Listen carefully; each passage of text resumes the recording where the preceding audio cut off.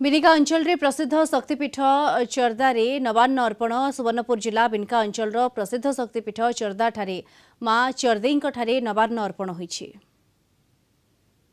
सुवर्णपुर जिला बिनिका ब्लॉक अंतर्गत चर्दा ठारे जो अच्छी माँ चर्दई शक्तिपीठ आठारे आज नवान्न भोग लगिला तार समय सीमा था 9:13 रु 9:25 मध्य बर्तमान आम सहित अच्छा मंदिर पूजक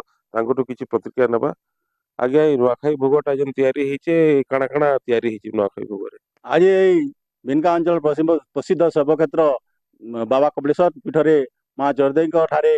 नुआखाई लगी है। ए नुआखाई लगी अवसर में माँ ठारे विभिन्न प्रकार पिठा पणा भोग इत्यादि करी माँ ठाने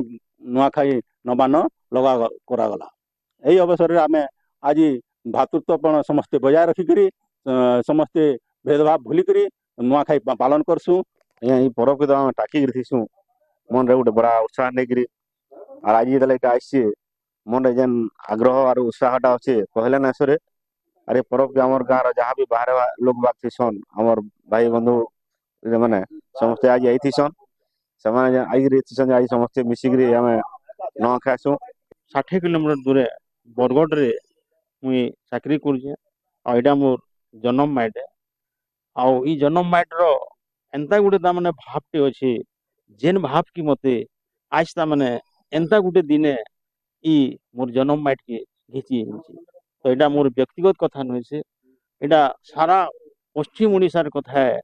जे नुआखाई सबुठारु गुटे सिगा तिहार 12 मासे 13 तिहार बोलसन किंतु नुआखाई होचे सिगा तिहार आउ मोर भलिया तामने आज बहुत तामने जेन जगह रे भी तामने जे चाकरी करूचे और भी जेन तामने कर्म संस्थान जे माने करूछन ताकर माटी मा आज निश्चित भाव रे ई ताकर माने जन्म स्थान के घिचीन थिबा। आज नुआखाई दिन में बाहर जे भी था समस्त आसी आज नुआखाई था कहीं